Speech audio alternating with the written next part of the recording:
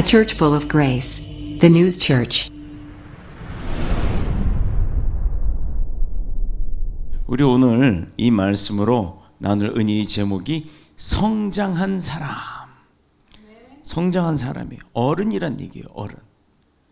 자, 우리가 우리 교회가 지향하는 슬로건은 오늘 본문의 말씀을 근거로 해서 성장한 사람이 되자라는 것으로 정했습니다.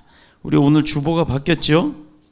자, 이제 우리 2024년 표어가 참된 예배자 그리고 섬김의 사람입니다. 자, 이 말씀은 로마서 12장 1절의 말씀으로 받은 표어가 되겠고요. 로마서 12장 1절은 그러므로 형제들아 내가 하나님의 모든 자비하심으로 너희를 권하노니 너희 몸을 하나님이 기뻐하시는 거룩한 산 제물로 드리라. 이는 너희가 드릴 영적 예배니라. 아멘. 이 귀한 말씀이 선포되어지는 이 아침에 사탄도 똑같이 이 말씀을 듣게 됩니다. 여러분, 우리가 믿음으로 선포합시다. 나사렛 주 예수 그리스도의 이름으로 선포하노니 사탄아 물러가라. 우리를 힘들게 하는 어둠의 세력아 떠나갈지어다. 하나님의 권세로 명령합니다. 이 아침에 우리가 지난해를 한번 돌아보자고 하면 바로 몇 분 전이에요. 몇 분 전인데 교회가 어려운 일도 많이 겪었지만 무엇보다도 가슴 아픈 것은 오랫동안 함께 신앙생활을 해오던 사람들이 대수롭지 않은 말 한마디 시험 들어가지고 교회를 떠나버리거나 또 자기 삶의 무게를 지탱하지 못하고 허덕대다가 혼자서 몰래 신음하다가 그냥 무너져 내린 채로 교회를 떠난 사람들이 있었습니다. 참 안타깝죠. 그분들이 지금 삶이 어때요? 좋아졌을까요? 제가 듣는 소식으로는 좋지 않아요. 더 힘들어졌어요. 더 어려워졌습니다. 왜일까요? 하나님이 계시는 곳을 떠나면 어려움이 올 수밖에 없어요. 어느 곳에 가든 어느 자리에 있든 예배하는 그 생활과 믿음의 생활은 변하지 않겠습니다만 하나의 공동체로 묶임을 받고 그 공동체 안에서 생활을 할 때 그 힘과 에너지가 더 넘쳐나는 겁니다. 그런데 거기서 분리가 되어버리면 그 분리된 만큼 본인에게는 어려움으로 닥쳐오는 겁니다. 사실 듣기 싫은 말 한마디나 어쩌다 잘못된 행동에 무너진 사람들이 그렇게 별로 없어요, 사실은. 그런데 그간에 쌓였던 감정이 중압감에 눌린 것이 어느 날 사소한 문제로 인해서 폭발을 해버릴 때 일어나는 현상이 그런 마음의 실족을 가져오게 합니다. 그 내면에는 아직 훈련이 되지 않아서 거듭나지 못한 어린아이, 오늘 본문의 말씀처럼 어린아이와 같은 소위 그것을 몸은 어른이지만 생각과 행동이나 마음가짐이 어린아이 같은 사람은 우리는 성인아이라고 표현을 하는데 그런 성인아이의 모습이 잠재되어 있었기 때문입니다. 나는 어른이라고 얘기해요. 장가가고 결혼하고 시집가고 아들 딸 낳고 잘 산다고 해서 그게 어른이 아닙니다. 엄마나 아빠가 되는 것은 아이를 낳은 순간부터 엄마 아빠가 돼서 끝난 것이 아니라 그 아이가 장성해서 성장해서 큰 성인이 될 때까지 그 과정을 다 겪어가면서 어른이 되는 거예요. 부모가 되어가는 겁니다. 마찬가지로 성인 아이라는 것은 육신은 어른처럼 변했지만 아직도 그 내면의 세계 인격이나 생각이나 그 수준들은 어린아이에 머물러 있는 상태를 가리키는 사람들, 그런 사람들을 성인 아이라고 표현을 하기도 합니다. 자, 어린아이들이 자라면서 그 어린아이의 하루의 삶은 그 삶 자체가 배움의 연속이에요. 계속해서 뭔가를 배웁니다. 그리고 그 삶 자체가 어떤 의미에서는 자기 자신의 인생을 위한 기초를 다지는 훈련의 연속이에요. 반복이죠. 자신의 잠자리나 심지어 내가 갖고 놀았던 장난감을 정리하는 것조차도 처음에는 엄마의 도움을 받겠지만 스스로 그 정리를 해나가는 것을 배우게 됩니다. 그런데 그 해나가야 될 정리함을 제대로 못했을 때는 엄마로부터 꾸지람을 듣기도 하죠. 이렇게 자신의 삶을 성장시켜 나가는 그 과정이 성장의 과정에는 필수로 필요하다는 거예요. 그런 과정을 잘 겪어내고 잘 버텨낸 사람이 훌륭한 성인으로 성장을 하게 되는 것이고, 결국 그 자라는 과정의 모든 시간들은 내가 그 훌륭한 성인이 되기 위한, 성장하기 위한, 성장한 사람이 되기 위한 그 훈련의 과정이라는 겁니다. 자, 어릴 때부터 인사 잘하는 것도 인격의 훈련이 될 수 있겠죠. 눈에 보이지 않는 겁니다. 그건 눈에 보이지 않는 나의 자산이에요. 재산이에요. 어려서부터 그게 습관화가 된 사람들은 어른이 됐든 아는 사람이 됐든 알지 못하는 사람이 됐든 중요하지 않아요. 자기 자신에서부터 스스로가 인사하는 그 모습이 배어나오게 되어 있습니다.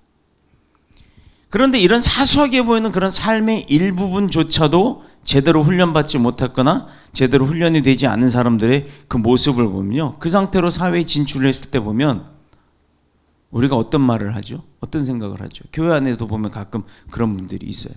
말로는 하지 않습니다. 그러나 내 생각으로 그 사람에 대한 어떤 부분에 대한 평가가 이루어질 수밖에 없는 거예요. 아유, 저건 조금 부족한 부분이네. 저 사람이 저런 부분만 조금, 저 어른들을 공경할 줄 아는 마음이 있었으면, 자기 스스로를 내려놓고 자기 욕심보다는 타인을 위한 배려가 좀 더 있었으면 하는 그런 모습들이 보여지는 경우가 있습니다. 그런데 그 뒤에는 꼭 어떤 일이 따라오죠? 그 사람의 부모에 대한 평가가 나옵니다. 아유, 집에서 대체 어떻게 교육을 했길래, 이런 이야기들이 나오게 되는 거죠. 사람 만나는 것 자체가 부담스러울 수밖에 없어요. 그런 사람들은. 왜?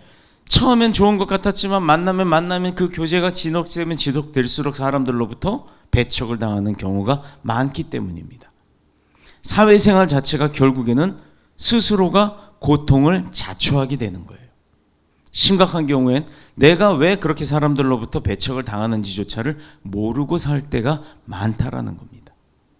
한마디로 육체는 성인이 되었지만 그 육체의 내면의 세계에 자리 잡은 자아는 아직도 어린아이에 머무는 성인 아이와 같다라는 겁니다. 요즘 회사를 다니면요, 요즘 젊은이들 가운데 1년? 길게 1년, 짧게는 6개월만 다니고 나서 그만둔 사람들이 태반이래요. 왜? 6개월만 다녀도요, 무슨 사회적 보장 보험 제도 때문에 실직보험인가? 실업급여인가? 그거를 받는 기간이 있기 때문에 6개월만 다녀도 6개월 동안은 먹고 살 수 있는 그 돈이 나오니까, 풍족하진 않아도 나오니까 일을 안 하려고 하는 그런 모습들이 비춰지는 게 요즘 현상입니다. 제가 가까운 중국의 어느 이야기가 하나 있었는데요.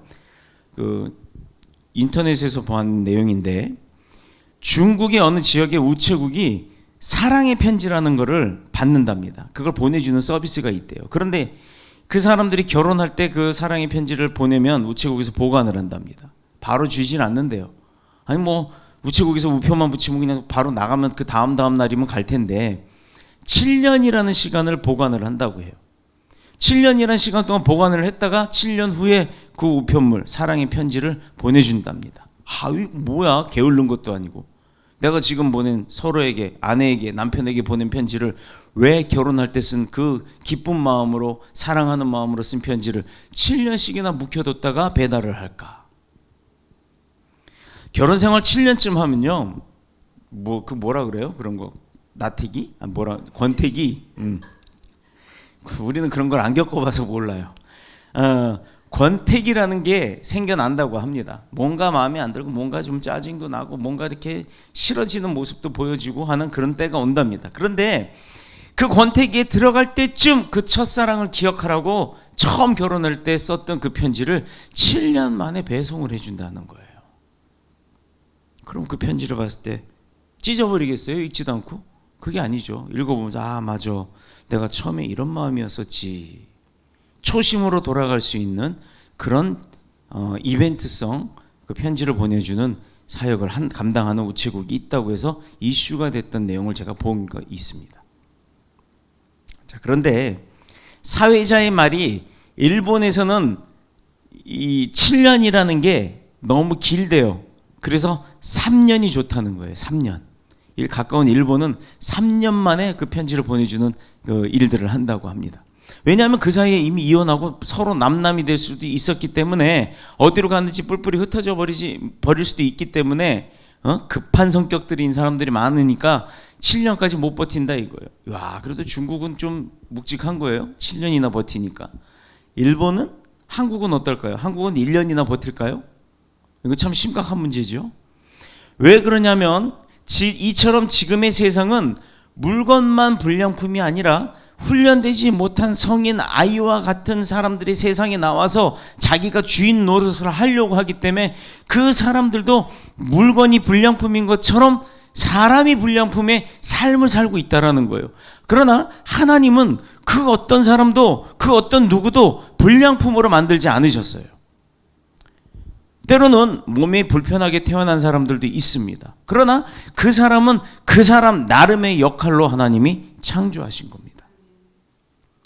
훈련되지 못한 성인 아이들이 세상 한가운데서 주인 노릇하는 게 문제라는 거지 그 사람 자체가 문제가 아니에요.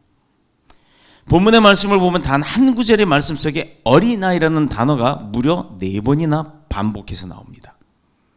그리고 그것도 모자라서 내가 어렸을 적에 라는 말로 시작을 합니다. 어린아이는 아직 성인이 되지 못한 모든 것에서 미숙한 상태죠. 그러니 어른의 도움을 받을 수밖에 없어요.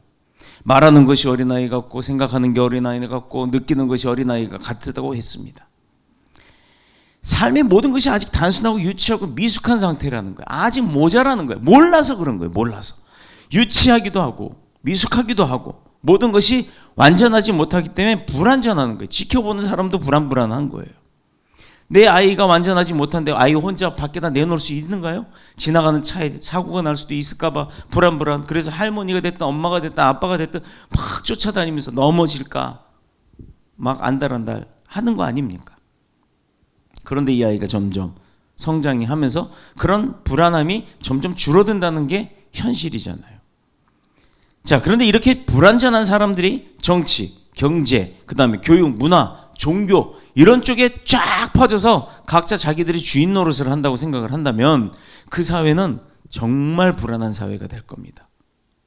리더 하나 잘못 만나면요, 어떤 일화가 있잖아요. 나폴레옹이 막 전쟁터에서 산을 등정해 올라가는데 나폴레옹만 믿고 다 따라옵니다. 근데 나폴레옹이 기껏 올라가서 딱 둘러보더니 어메 이 산이 아닌가비요? 이러면 그 밑에 사람들은 다 어떻게 돼요? 그 나폴레옹을 신뢰하겠습니까?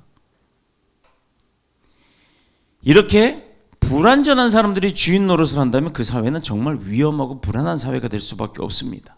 그래서 사도 바울은 성인이 되면 어린아이의 일을 버려야 한다라고 선포한 거예요. 고린도전서 13장은 우리가 잘 아는 대로 사랑의 장이라고 이야기를 해요. 오늘 요 보세요. 그림도 그냥 이렇게 사랑이 하트가 보이는 것처럼 핑크 하잖아요. 어느 노래 가사에 사랑은 눈물의 씨앗이다라고 했어요. 근데 그것은 그 가사 자체로는 참사랑에 대해서 표현을 할 수가 없습니다. 결단코 참사랑은 눈물의 씨앗이 될 수가 없다는 얘기예요. 사랑의 장에서 설명하는 것에 비하면 그야말로 어린아이와 또 그 가사 또 만드신 분을 비하하는 거 아닙니다. 어린아이와 같은 표현의 일부분일 건입니다. 자, 그런데 13장의 4절에서 7절까지의 말씀을 반대로 뒤집어서 한번 우리가 판단을 해보고 생각해 본다면 어린아이의 특성을 그대로 보여주고 있죠. 사랑은 오래 참는다고 했지만 어린아이니까 오래 참지 못하는 거예요. 또 사랑은 온유하다고 했지만 어린아이니까 화를 내는 겁니다. 또 어린아이는 질투하고 자기 자랑하기를 좋아하고 교만하기도 하다고 했어요. 어린아이는 함부로 말을 합니다. 자기 자신만 알고 화를 잘 내며 불의와 진리를 구별할 줄 몰라요. 왜 그런 모양일까요, 여러분? 어린아이에게 있어서 사랑이란 것은 자기중심적이기 때문이에요. 그 어린아이의 사랑은 내가 받는 사랑이지 주는 사랑이 아니라는 겁니다. 그래서 세상에 나가서도 결혼을 해도 받는 것만 원하고 줄 줄을 모르는 거예요. 그러나 이런 어린아이라도 어머니 품 안에 있을 때는 그게 문제가 되지 않는 거예요. 어머니 보호하에 있을 때는 어머니로부터 사랑을 받고 사랑을 먹고 자라는 거니까. 아직 성장하는 과정이라면 그게 그렇게 큰 문제가 되지 않습니다. 그러나 성인이 되어서 자기 인생을 책임지고 세상에 나가서 그 세상에서 어떤 역할을 감당해내야 하는 그때라면 문제가 있다라는 거예요.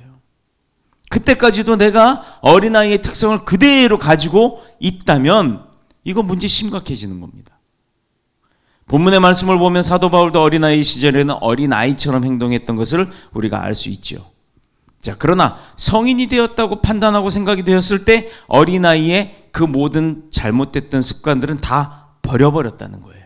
깨끗이 변화되었다는 겁니다. 받았던 사람이, 받기만 했던 사람이 줄 알고 주기만 하는 거예요. 자, 이렇게 막 준다고 해서 그 사람이 세상 말로 호구는 아니죠. 네. 사랑의 장이 강조하고 있는 것은 결코 어린아이들에게 말을 하는 게 아니에요. 어른들에게 이야기를 하는 겁니다.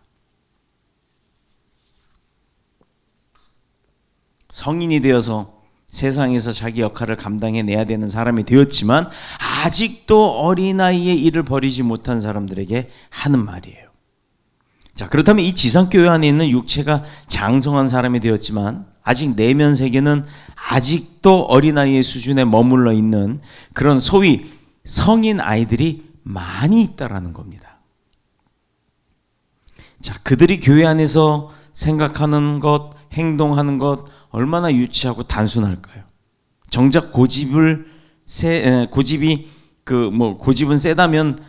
교회는 분쟁과 그 시험, 전쟁 이렇게까지 혼란해질 겁니다. 자, 그래서 사도 바울은 장성한 사람이 되어서는 어린아이의 일을 버리라라고 했죠. 자, 그러고 보면 사람이 가장 많이 성장할 때가 언제라고 생각을 해요, 여러분? 갓난아이는요, 잠을 잘 때 성장합니다. 자고 나면 그 다음날 얼굴이 막 바뀌어요. 키도 쑥쑥 자라고. 그런데 더 빨리 성장할 때는 병치레할 때예요. 병치레할 때. 어린아이가 한번 아프고 나면요, 홀쭉해지긴 하지만 성장을 합니다. 본인이 겪었던 고통. 내가 예를 들어서 엄마가 대리민지를 하는데 그 대리미가 뜨겁잖아요. 뜨겁다 위험하다 말하지만 어린아이가 그거 뭐 알아요? 자기가 한번 만져보고 한번 손을 호되게 뒤어봐야 두 번 다시 그쪽으로는 가지도 않습니다. 그 대리미만 보기만 해도 막 자지러지듯 울어버리는 거예요. 아픔의 고통을 겪어야 성장을 하는 겁니다. 기어다닐 때는 집안이 전부인지 알죠? 청소년이 되면 그때부터는 버릴 줄을 아는 거예요. 기어다닐 때는 기껏 하루 종일 기어다녀봐야 마룻바닥이에요. 거실바닥이에요. 심지어 소파 위에도 못 올라옵니다. 자, 그런데 모친의 손을 잡고 세상 바깥을 아장아장 걸어다니기 시작할 때는요, 기껏해야 킥킥킥거릴 정도로 다녀봐야 동네 그 공원, 아파트, 놀이터 그게 다일 겁니다. 좀 더 크면 버스 타고 엄마한테 헤어지기 싫어서 막 울면서 선생님이 달래줘서 안에서 타고 가면 그 안에서 또 힝 하고 놀다가 오는 어린이집, 유치원 그게 전부일 겁니다. 학교 생활을 하면 학교에서 인정받으면 영웅이 될 줄 알았지만 자라면 자랄수록 뭐예요? 더 큰 세계가 보이기 시작하죠. 어린아이에게 너희 다음에 커서 뭐 될래? 100% 대통령이라고 얘기를 해요. 그런데 그 대통령이 초등학교 지나서 중학교쯤 가면 뭐라고 바뀝니까? 내 수준은 대통령이 아니야. 대통령이 될 수 있는 사람이 아니야. 대부분 10명 중에 8, 9은 그렇게 바뀌기 시작하고 그때부터 현실적인 눈을 뜹니다. 뭐라고 합니까? 나는 과학자가 되고 싶어. 나는 무슨 뭐가 되고 싶어. 그때부터 자기의 희망이 생겨나기 시작하는 겁니다. 이렇게 더 큰 세계가 보일 때마다 사람은 누구나 자기가 머물렀던 장소를 옮기기 시작하고 떠나기 시작하는 거예요. 더 큰 세계로. 초등학교에서 중학교로, 중학교에서 고등학교, 고등학교에서 대학교, 대학에서 직장생활. 그 전에 군대도 있고 직장도 있고 뭐 여러 가지가 있지만 자꾸 변하는 거예요. 자기가 소유했던 것들을 버릴 줄 아는 사람이 더 큰 세계, 더 큰 가치를 위해서 나아갈 수 있다라는 겁니다. 양손에 못 쥐고 있으면 더 좋은 거 있으면 하나를 버려야 쥘 수 있잖아요. 지금까지 소유했던 것들을 버리면서 더 큰 세계로 같이 있는 것을 지향하는 게 그게 사람이거든요. 그게 성장이거든요. 그런 성인이나 어린아이의 그 과정 가운데 공통점이 있는데 뭡니까? 어떤 공통점이 있어요? 어린아이든 성인이든 사랑이 없이는 살 수 없다라는 겁니다. 세상 누구도 사랑을 떠나서 살 수 없고 사랑 없이는 살아갈 수가 없어요. 그런데 요즘 이상한 기류가 흐르죠. 젊은이들이 결혼도 안 해요. 동거는 해요. 1년을 살아보고 결혼을 할까 말까 판단한대요. 이게 성서적으로 맞는 걸까요? 여러분, 요즘 젊은 청년들의 그 딜레마적인 그 신앙생활하는 청년들 사이에서도 딜레마로 나오는 질문입니다. 목사님, 결혼하기 전에 동거하는 거 괜찮은가요? 라고 해요. 믿지 않는 사람들은 그게 잘 사는 것처럼 보이고 좋아 보이기도 해요. 그러나 성서적으로는 분명히 결혼에 대한 이 거룩함이 있기 때문에 하나님께서 약속을 지키시라고 했고, 또 결혼을 해서 그 몸이 둘이 하나의 합체가 될 수 있음을 하나님께서 이어주시는 그 약속의 언약 가운데 자손의 대대로의 번영과 행복과 또 영원한 생명의 축복이 이어지는 것이 약속이기 때문에 우리 크리스찬들은요, 혼전순결을 지켜야 되는 것이고, 그게 성장한 사람이에요. 그것을 절제할 줄 아는 게 성장한 사람입니다. 자, 성장한 사람은 그만큼 사랑을 받은 만큼 베풀 줄도 알아야 돼요. 또 어린아이와 성인아이는 사랑을 받기만 하고 주는데 매우 인색할 수밖에 없습니다. 그렇다면 하나님 앞에 선 사람들은 어떤 사람들이에요? 예수 그리스도의 구속의 은혜를 거저받았잖아요. 하나님의 사랑을 입은 자들이잖아요. 내가 이 사랑을 지금까지도 경험해 보지 못했고 앞으로도 그 사랑만큼 더 큰 사랑을 겪지 못할 겁니다. 가장 아름답고 귀한 사랑이라고 말할 수 있는 것은 예수 그리스도께서 나의 죄와 허물을 대신해서 모든 약함에 그 죄를 지시고 대신 돌아가신 거예요. 어디서? 십자가에서. 우리가 십자가를 우상 삼는 게 아니라 십자가에서 돌아가신, 십자가에서 피 흘리신 그 예수 그리스도의 숭고한 사랑을 기념하는 거지, 십자가를 그걸 우상화하는 게 아니잖아요. 여러분, 예수님께서 나의 죄와 허물, 그 약함을 다 지고 가셨어요. 그러므로 누구든지 하나님의 그 숭고하신 사랑 안에는 그것을 알지 못하고는 하나님 앞에 설 수가 없는 거예요. 그래서 그걸 알고 있는 우리가 알지 못하는 이들을 손잡고 데려와서 옆에 앉혀서 성장할 때까지 케어하고 돌보는 겁니다. 그게 전도예요. 사람만 갖다 불러 앉혀놓고 나몰라라가 아니란 말이에요. 대부분의 교회는 실적 때문인가요? 그만 돈 받는 것 때문이에요? 전도왕 되기 위해서? 막 불러다가 그냥 아무나 막 불러다 놓고 오든 말든 그 다음날 신경도 안 써. 이거 말도 안 되는 일이에요. 내가 불러온 사람은 나의 신앙이 복제될 수 있을 만큼까지 그 사람과 함께 그 신앙생활을 영위해 나가야 될 줄로 믿습니다. 올해는 그렇게 하길 바라요. 이 사랑으로 변화되지 않은 사람은 결코 하나님을 아는 사람이라 할 수 없어요. 즉 반대로 뒤집어서 말하면 그렇게 케어되는 사람은 하나님의 사람이 될 수밖에 없다라는 겁니다. 하나님의 사랑을 알게 되니까. 자, 그러나 우리는 이 하나님의 사랑에 힘입어 오늘까지 모든 것들을 믿으며 모든 것들을 바라며 모든 것들을 견디고 또 오늘에 이뤄온 줄로 믿습니다. 하나님이 지켜주셨으니까. 자, 과연 우리가 오늘 여기에 이른 것도 나 자신의 힘이나 의지가 아니라 하나님의 사랑에 이끌려 2024년 1월 1일을 또 이 새로운 한 해의 첫 시간의 정점을 우리가 받고 그 정점에 서 있는 줄로 믿습니다. 자, 그렇다면 우리가 새로 시작해야 할 일이 뭘까요? 사도 요한이 말합니다. 요한 1서 3장 16절과 18절에 기록이 된 내용이에요. 그가 우리를 위하여 목숨을 버리셨으니 우리가 이로써 사랑을 알고 우리도 형제들을 위해서 목숨 버리는 것이 마땅하니라. 18절, 우리가 말과 혀로만 사랑하지 말고 행함과 진실함으로 하자. 이 말씀이요, 사업하시는 분들 이 말씀처럼 하세요. 이 말씀 명심하고 이 말씀대로 행하세요. 진심을 전하고 진실을 전하면 그들도 움직입니다. 하나님이 그걸 원하시는 거예요. 우리가 말로만 혀로만 너 돈 많이 벌어, 이게 중요한 게 아니에요. 돈 많이 벌게끔 해주는 거예요. 같이 성장하는 겁니다. 왜 그러냐고요? 주님이 십자가를 지심으로 우리를 위해서 그렇게 하셨잖아요. 사랑을 보여주셨잖아요. 그걸 우리가 보고, 그렇다고 내가 또 막 못 받고 필리핀의 어느 행사처럼 진짜 십자가에 달려갖고 막 손을 못질해갖고 뻥뻥뻥뻥 손과 발에 그 매달리는 그걸 고통을 체험하는 게 사랑을 따라가는 게 아니에요. 그렇게 하라는 얘기가 아닙니다. 주님의 일은 사랑을 받기만 원하는 어린아이가 아니라 사랑을 행할 수 있는 장성한 사람, 성장한 사람이 되어야 가능하기 때문이에요.